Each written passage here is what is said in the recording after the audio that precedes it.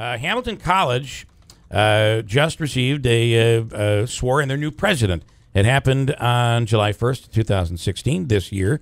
His name is David Wippman, and he is on the line right now. Do they do a swearing in? I guess I've never witnessed the induction of a president to a college. Do you get sworn in just like a normal political position? No, it's not quite like that. You don't take any kind of oath of office. You don't put your right hand up in the air and the Bible and all of that. It doesn't happen that way. No, I didn't get the Supreme Court justice here, which was a disappointment. When as I said, sworn in, kind of thought, well, it probably doesn't work that way. Good morning, David. Thanks so much for coming on the air. Good morning. Thanks for having me. So I want to ask you right off the bat, you're someone that is well-versed in law and international law. What do you think of the last year that we've been going through in this presidential race? Well, I've never seen a presidential campaign like this one. I doubt anyone has, at least in living memory. It's been disappointing. I would love to see the issues engaged at a higher level.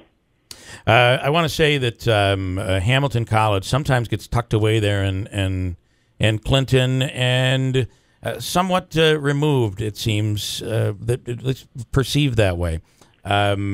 But it's an amazing gem that we have in this area, and you just don't really realize what you guys are doing up there on the hill. Oh, it's a wonderful place. Many of the issues that you're referring to do resonate on campus. They are discussed here. They're considered actively in the classroom and outside of the classroom. So there's a lot going on here in pretty much every sphere.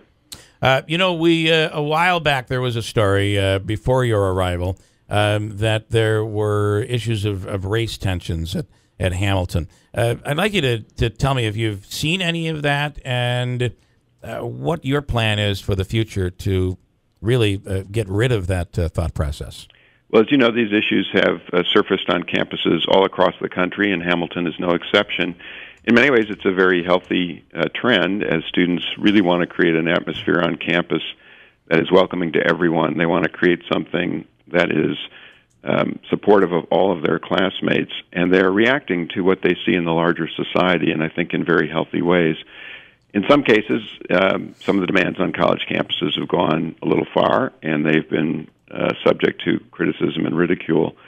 But on the whole, what's really going on, I think, is that our students, when they arrive on campus, are encountering a world that is much more diverse and much more heterogeneous than the society in which they're living. They're increasingly living in communities that are organized along economic and often racial lines, and then they get to campus and they're in a much more diverse world, and they are trying to make that world work as well as it possibly can. And then I think they want to take what they learn here on campus out into the broader world when they graduate and change the broader world. So overall, I think it's a very healthy trend. With the students on campus now, how politically active in the sense are they that they're going to go and participate in voting, and what has the college done to kind of encourage registration and stuff? I remember back in 2008, I was first in college, and they did a lot of that. That was the Obama-McCain election. Yeah. But what is Hamilton College doing specifically, and how do you feel that? Do you think the students are paying attention? I think the students are paying attention. The college, of course, is nonpartisan politically, but we have active student groups, Republican and Democratic both, and so they're active on campus. The college is encouraging students to register and to vote. That's certainly something that I at least see as part of everyone's civic responsibility. I think our students are engaged. How many will vote, I don't know. Hamilton College, over the years, you brought in some big names, and you brought in some really controversial speakers that have resulted in people protesting and criticizing. I've always been of the belief that you learn more from people that you disagree with than you do bringing those people in that you agree with. What are your thoughts, and what's your vision for the future when it comes to that speaking series? So I agree completely that you learn more from those with whom you disagree. I took the opportunity at Convocation to make that point to all of our incoming students, and I said, look, college is a place where we really want you to be exposed to a full and wide range of viewpoints. We want you to learn from others, and you're going to do that more effectively if you're engaged with viewpoints that are not the same as your own. So we hope to continue to bring speakers to campus who express a very wide range of political views.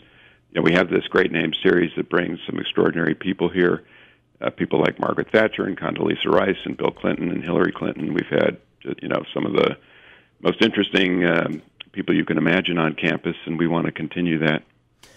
Do you have a plan that some would say, as I said at the beginning here, that it seems at times that there's a disconnect between Hamilton and the village and the community. Do you see that? Do you agree with that? And what is your plan if it is an issue? To how will you go forward on that? I've had the opportunity to talk with a number of the village leaders here in Clinton and in the broader community.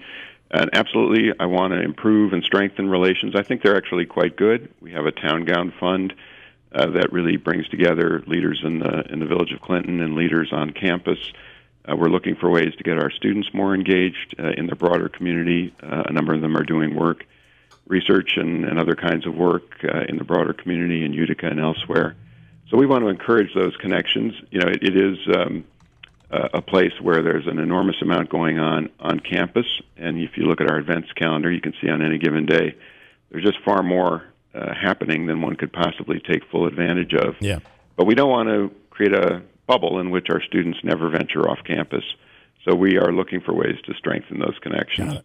And then lastly, I want to ask you about finances. It's the big topic today, and it was a part of the debate last night, talking about college loan debt and how difficult it is for families to make that choice to move on to college and then to deal with it after they're done. I'm sure you know full well, looking at your resume here, what college debt is all about. So talk about Hamilton's approach there. So Hamilton made a very important decision in 2009, even in the heart of the recession and the difficulties that was posing for the financing of college campuses. Hamilton made the decision to move to need-blind admissions. So we do not consider need when we admit students, and we commit to meet the full demonstrated financial need of any student that we admit. And as a result, roughly half of our students are here on financial aid, and they receive very large financial aid packages. So we've been very sensitive to the rising cost of college. We recognize that the comprehensive fee here is well in excess of the median income of a family of four in the United States. We're concerned about that, and we're doing everything we can to make the college both accessible and affordable to all students, regardless of need.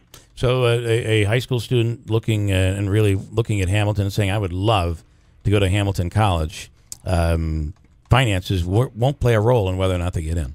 That will not affect whether they get in, and if they do get in, we will meet their full demonstrated financial needs. So we're trying to take income out of the equation. We want to make the college accessible and affordable to any student who is interested and who qualifies. President David Wippman from Hamilton College, thanks so much for taking the time this morning. Thanks for having me. All right.